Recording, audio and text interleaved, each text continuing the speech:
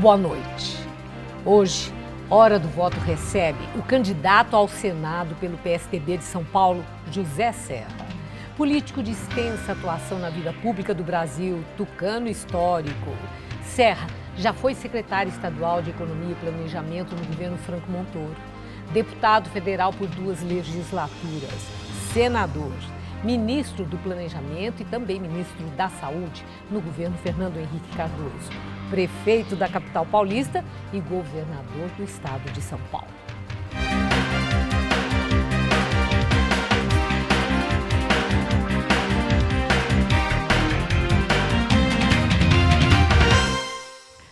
Muito obrigada, José Serra, por estar conosco. E eu quero começar com aquilo que, no momento, é o assunto da hora. As denúncias daquele ex-diretor da Petrobras que envolveu tanta gente, inclusive do governo federal, ministro de Estado, governadores de Estado, parlamentares e de recebimento de propina da Petrobras. Tudo isso trouxe assim, um espanto muito grande pelo volume da denúncia e também pela declaração da presidente da República, candidata à presidência da República, que entende que o governo dela não está sob suspeita porque oficialmente não foram denunciados. Uma pessoa como o senhor, que já foi chefe de executivo, exerceu tantos cargos públicos como eu anunciei na abertura, entende que denúncia desse porte traz sim um comprometimento para o chefe de Estado e coloca, de alguma forma, sob suspeita o governo? Olha, é meio inevitável. Veja, eu pessoalmente não acredito que a Dilma seja uma pessoa, tenho diferenças muitas, eu não acredito que seja uma pessoa corrupta, a Dilma, não acho. Mas precisa ter muita inexperiência, ou falta de traquejo, falta de conhecimento da administração pública, para não perceber uma coisa que se desdobra por 8 anos, né? 7 anos, é uma coisa espantosa. O que sempre me chama a atenção, como no caso do Mensalão, esse caso aqui, é que parece uma organização, uma teia de aranha, né? É uma coisa espantosa, envolve 40, 50 pessoas, você entende? Como é que você não vai perceber isso? Você precisa estar muito distante, né, do dia a dia da administração. Agora, é incrível, precisa ter até tecnologia para isso, você concorda? Porque não é o caso que um sujeito, 2, 3, ganharam uma propina de uma construtora, tá certo? Uma coisa recente. Não, aí é tudo administrado. A ideia que dá é que precisa ter até um birô, um comitê executivo para administrar tudo isso. Acho espantoso. Agora, efetivamente, agora apareceram as declarações do tal do Paulo Roberto, né? Paulo Roberto Costa. Isso tudo vai ter que ser investigado. E não vai ser em 1 mês, 2 meses. Isso vai demorar muito tempo. Pode causar impacto à candidatura? Nós estamos a menos de 1 mês do primeiro turno, tanto para a Marina, em função do nome de Eduardo Campos ter sido arrolado nessa delação, como de Dilma, que afinal de contas era ministra da Casa Civil de Minas e Energia e presidente da República, que nomeou o atual comandante da Petrobras. Pode isso causar um impacto, um prejuízo eleitoral? Olha, vai depender da população como reage, tá certo? O Mensalão começou em 2005, quando se descobriu. Em 2006 o Lula foi reeleito, contra o Geraldo Alckmin, que era um candidato forte. Depende como a população vai encarar. Eu acho que é um fator que atrapalha muito, principalmente a candidatura da Dilma. Agora, qual é a consequência disso mais imediata? É a população que vai se manifestar. Sinceramente, eu não tenho previsão sobre isso. Agora, Aécio Neves reagiu fortemente, e não só ele, as estratégias de campanha já estão sendo mudadas em função disso, que é escandaloso. E Aécio está fazendo declarações fortes, entendendo. Não é possível que Dilma não soubesse de tudo, né, considerando os cargos que ela sempre ocupou e sendo presidente da República. E a minha indagação é se Aécio, que foi para um 3º lugar nas pesquisas de preferência de voto com a entrada de Marina Silva, se ele agora tem nas mãos um elemento muito forte para trabalhar e reverter a situação em que ele se encontra. Olha, o Aécio, a meu ver, é o candidato mais preparado para o Brasil a partir do ano que vem, um país que vai estar numa situação complicada. Já está, né, do ponto de vista econômico, do ponto de vista das políticas sociais, etc. Agora, o fator falecimento do Eduardo Campos e a ascensão da Marina, efetivamente criou uma situação complicada. Foi um fator inesperado. Agora aconteceu outro fator inesperado que, inegavelmente, vai dar mais discurso para o Aécio. Né? Independentemente de ser ou não mais preparado, o fato é que ele estava em terceiro. Eu acho que ainda pode ter desdobramentos isso daqui até a eleição. Né? O fator inesperado, improvável, é que sempre acaba decidindo as coisas. Eu sempre digo que não há história sem excentricidades. As coisas excêntricas, elas fazem parte da história da nossa vida e do Brasil. Bom, e na nossa história política nós temos casos pontuais de eleição que resolveu faltando uma semana, né? Eu lembro sempre o próprio Mário Covas, né? Numa ocasião ele me disse, Maria Lídia, se tivesse ainda uma semana para a eleição, eu ia perder a eleição para o Francisco Rossi. Olha. Porque ele teve uma disparada por conta do uso da religião, inclusive naquela ocasião, estava muito forte. Covas ficou, em 94, era candidato a governador, na frente o tempo inteiro. Chegou no finalzinho, não ganhou no primeiro turno, foi o Rossi. Aí foi uma dor de cabeça. Em 98, o Mário Covas era o quarto colocado a maior parte do tempo. Terceiro era o Rossi, aí ele passou. Ficou atrás da Marta. Né? E, de repente, passou a Marta Suplicy, que foi a primeira vez que ela se candidatou, na última hora, nos últimos 2, 3 dias, e foi para o segundo turno com o Maluf e ganhou no segundo turno. Você entende? A eleição tem esse tipo de coisa. Agora, o que você tem que fazer é estar preparado para o inesperado. Parece um paradoxo. Você tem que estar preparado para, se acontecer alguma coisa, você conseguir realmente avançar. Porque também, se você estiver só esperando que dê algum evento inesperado e não fazendo nada, você não aproveita dele. A última questão que eu faço, né, dessa questão que está chamando tanta atenção e ocupando páginas e páginas de jornais e revistas a partir desse fim de semana, é se é justo cobrar de Marina Silva, responsabilizar Marina Silva por irregularidades que tenham envolvido o PSB e próprio Eduardo Campos, que está morto, que ela tenha que responder hoje por isso, quando ela foi guinada à condição de candidata. Veja, Marina não tem nada a ver com essa história que aconteceu na Petrobras, mas inegavelmente ela é candidata, né, a presidente, então é óbvio que, havendo uma insinuação, porque eu não sei se é verdade também, né, a respeito do Eduardo Campos, eu não sei que tipo de verdade isso mostraria.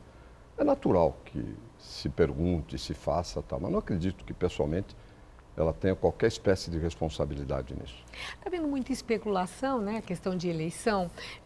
Eu sei que é hipótese, mas de qualquer forma eu devo perguntar. Marina Silva, sempre que se expressa sobre José Serra, formal ou informalmente, ela fala com respeito.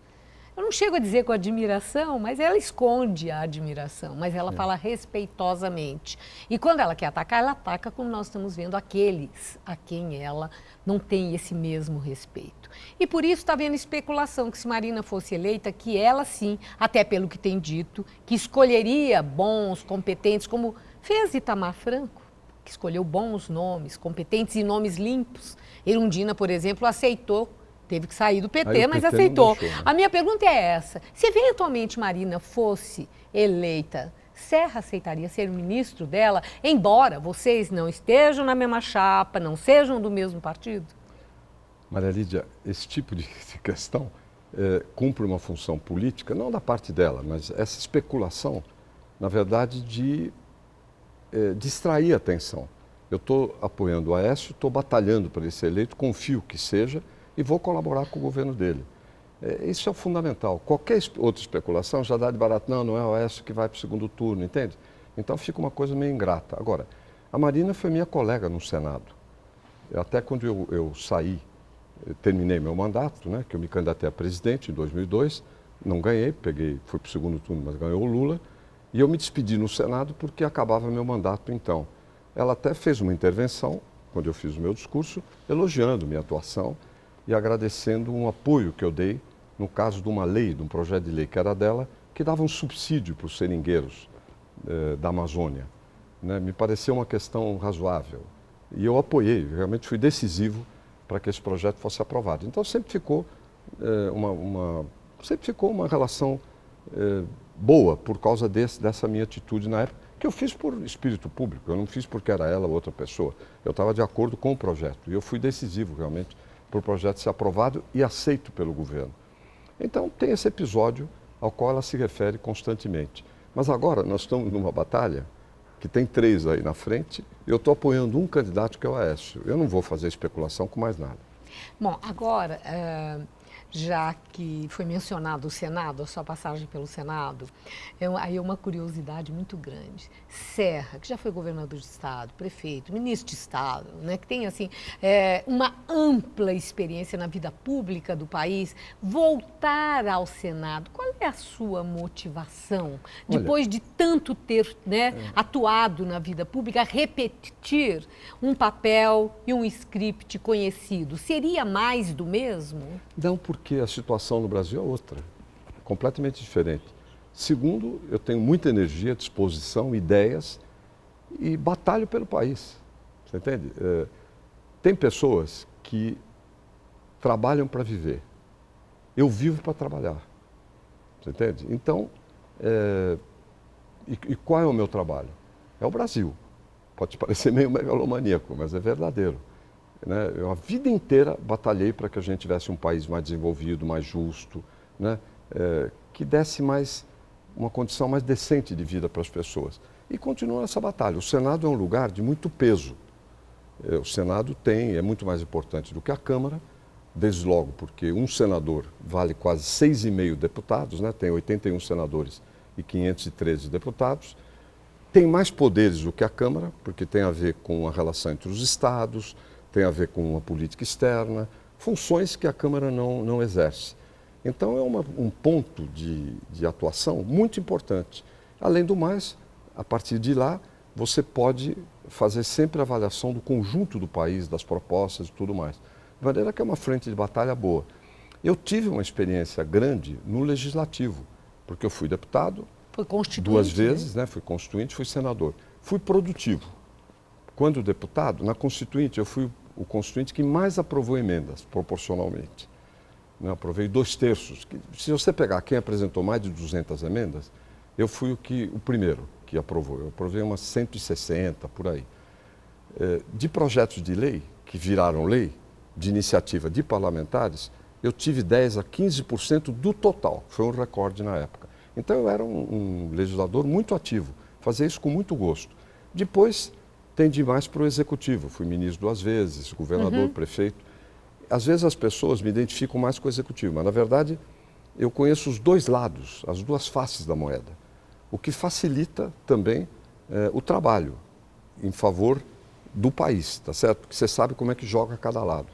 Agora, essa questão do Senado, Serra, de tempos em tempos aparece alguém aí dizendo que quer inovar e acabar com o Senado, que o Legislativo deveria ser composto com um fortalecimento da representação popular e da Câmara Federal, e que o Senado deveria ser extinto, porque excede, digamos.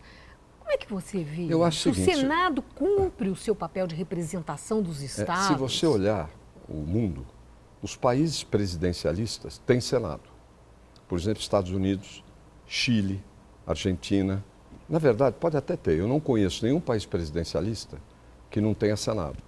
Quem não tem, às vezes, são países parlamentaristas, como a Inglaterra. Se bem que tem a Câmara dos Lordes, mas aí não é eleição. Né? Aí nomeia, rainha, enfim. Agora, a rainha Elizabeth, que está aí desde tanto tempo, é ela que nomeia. Agora, no Brasil, nesse sentido, segue o padrão normal, tá certo? É muito difícil você imaginar mudar isso, porque o Senado teria que aprovar isso, você percebe? Então não vai aprovar nunca a sua extensão. Então, Maria Lídia, eu acho que a gente tem que fazer coisas com certos instrumentos que estão aí e tocar para frente. Tem certas questões, por exemplo, vou até te dar uma opinião sobre um outro assunto, que se fala muito, unificação das polícias, militar e civil, no Brasil inteiro. Isso é uma utopia irrealizável. Se o Brasil fosse começar do zero, talvez pudesse ter uma polícia só. Mas na realidade hoje, você só armaria um conflito entre essas 2 polícias e a segurança ficaria para trás. Você não faria isso nem em 10 anos. Então, vamos ficar fixados nas questões que são mais prementes, de reforma política, da saúde, da educação, do saneamento, entende? Vamos trabalhar para realizar as coisas que são possíveis de serem feitas. Agora, na largada, o seu nome nas pesquisas de preferência de voto aparecia com um diferencial à frente em relação ao segundo e terceiro lugar. Mas no decorrer da campanha houve uma mobilização dos outros candidatos. O seu nome permaneceu mais ou menos no patamar em que se estabilizou em torno de 33%, 35%. E hoje tem um empate técnico, digamos, com o segundo colocado. Não, depende do Depende do instituto, instituto, claro. Dependendo do instituto, e sabemos que pesquisa é aquela coisa, é o registro do dia. Não quer dizer que é o que vai acontecer. Mas o que é que na evolução dos fatos pode estar acontecendo que o nome de Serra, com toda essa experiência, que está na memória e é tão conhecido, porque teve sempre muita visibilidade, não avançar naquilo de onde praticamente já deu a largada. E os demais não, o Suplicy, né? Porque o Kassab não está deslanchando. Ele também não cresceu. Mas o que não, aconteceu, ele teve um crescimento. Né? O que aconteceu foi a entrada de mais candidatos. A divisão? Antes se fazia com 2, tá certo? Com 3. Agora você tem Se você tirar os outros e ficar, por exemplo, só apenas eu e o Suplicy, ou ele mais outro, a distância aumenta. Entendeu? Segundo, as pessoas precisam saber mais de quem é candidato, quem não é. Tem gente que pensa que vota em 2. Você sabia? Tem gente que eu já vi em lugares aí que pensa que vota em 2 senadores. Como foi em 2010. Por quê? Porque Senado, numa eleição, elege 2, numa outra eleição, elege 1. Então, agora, nossas pesquisas diárias, né, que são feitas todo dia, assim, coisa menor, mas mais rápida, dão sempre uma distância de 9, 10 pontos. E elas, mais ou menos, a minha experiência pessoal é que elas acabam mostrando a tendência de maneira muito apropriada. Kassab, de alguma forma, tira votos que poderiam ir para a Serra, ele divide o seu, dividir não, mas ele faz ali uma mexida naquilo que seria seu eleitorado? Então, digamos, se ele tiver que ter voto, tirar de alguém, ele tira mais de mim do que dos outros, mas não é tirar. Se você é candidato, tem direito de ser candidato. Isso é um dado da realidade. Eu vou pedir licença, Serra, e nós vamos fazer um pequeno intervalo, mas eu quero deixar uma questão e ao voltar. Eu quero saber, aliás, peço que diga ao nosso telespectador, se eleito, o que é prioritário? O que é aquilo que assim, o senador eleito José Serra tem gana de cara fazer pelo estado de São Paulo? Já, logo após o intervalo.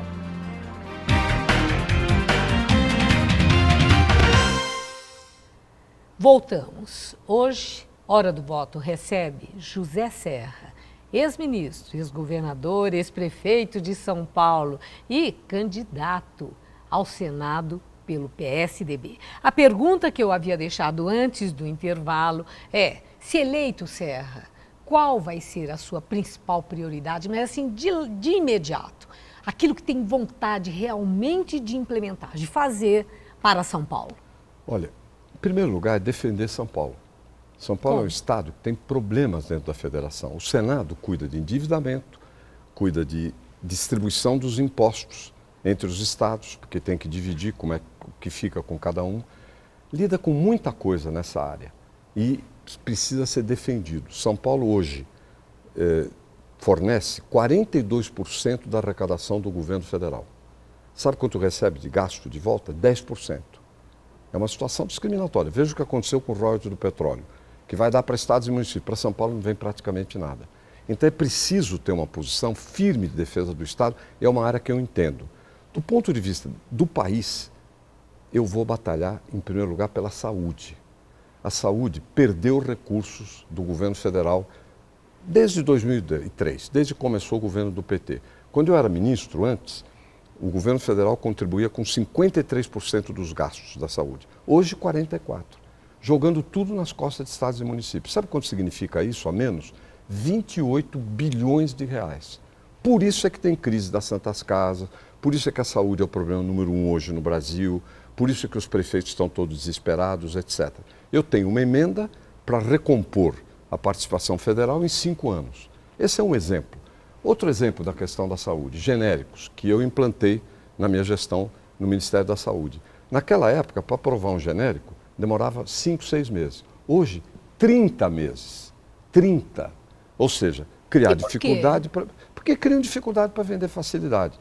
A Agência Nacional de Vigilância Sanitária, a Anvisa, que deve aprovar, ela triplicou de pessoal, botou gente de loteamento político, não técnicos, entende? Gente que do ramo. Hoje a agência, vou te dizer uma coisa engraçada, tem 5 diretores, um é um farmacêutico, que é peixinho de um deputado do PT de São Carlos. 2 advogados e 2 economistas. Não tem médico na Agência de Vigilância Sanitária que lida com medicamentos. Isso tudo tem que mudar. E eu vou fazer projetos para fixar prazo para genérico, para critérios para escolha de diretores, enfim, uma família de coisas aí. Outro exemplo, saneamento. Eu não sei se você sabe que o governo federal tributa, cobra imposto sobre saneamento. O pessoal que paga a conta de água está recolhendo imposto para o governo federal. Sim. De São Paulo, tira 1 bilhão. Eu vou fazer um projeto para que esse dinheiro que é arrecadado dos estados fique nos estados para investimentos a fundo perdido. Agora, eu confesso que eu estava esperando, porque eu tenho visto assim, os seus adversários estão falando muito assim, que eles estão de olho na questão da segurança pública. E ela não foi mencionada agora não foi mencionada. com uma primeira prioridade. Sim, não foi mencionada porque... né? Mas tem também alguma coisa que você pensa em relação à drogas, segurança que é a minha pública? proposta. Droga é o principal fator do crime no Brasil. Isso é indiscutível. O governo federal tem uma posição de pasmaceira em relação às drogas.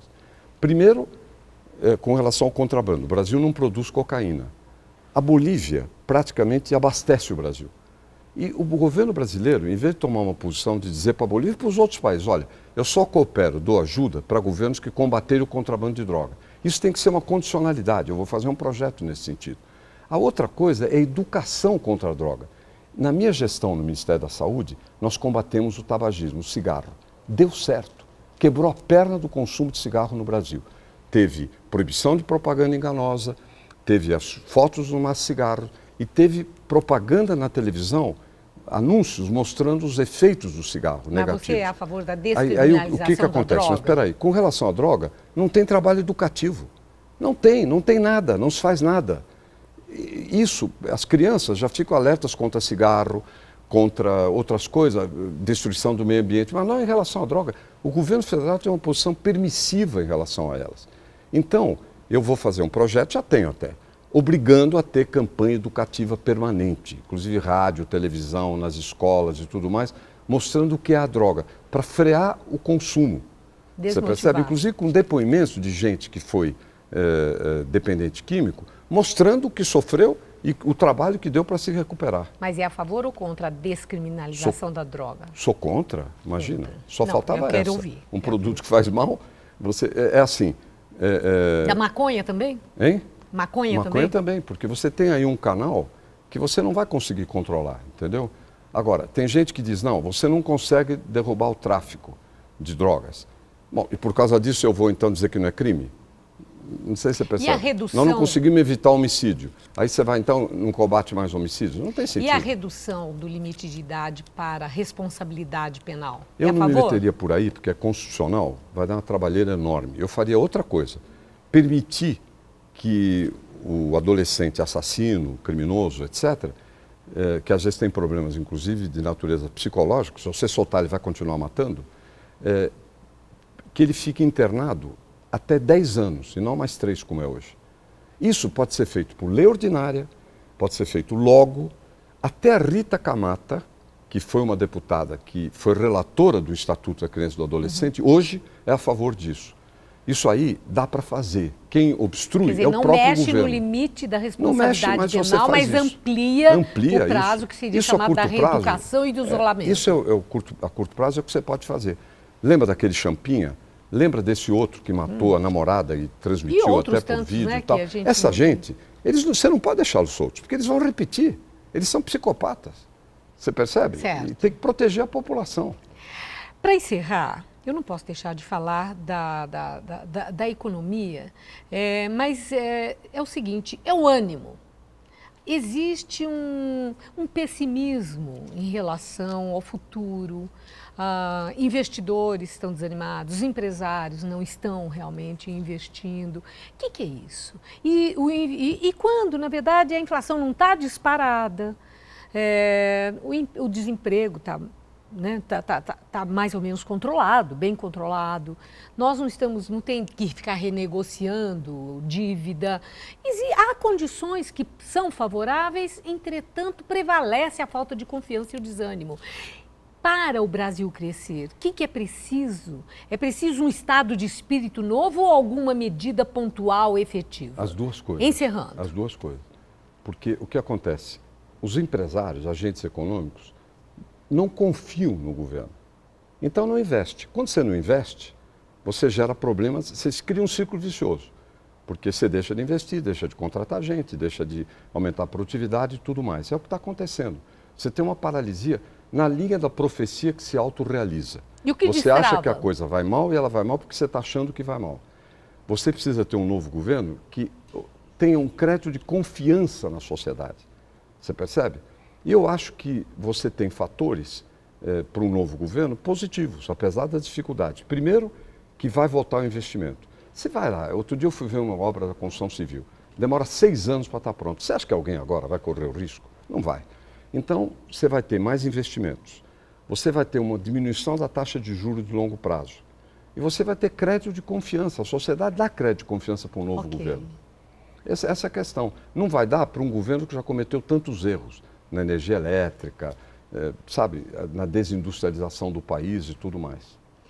Eu agradeço muito. Eu que agradeço. Sua participação muito hoje, obrigado. hora do voto, seus esclarecimentos e a clareza com que expõe o seu ponto de vista. Muito obrigada, boa noite. Termina aqui Hora do Voto. A todos uma boa noite e até a próxima segunda-feira, à meia-noite, Hora do Voto.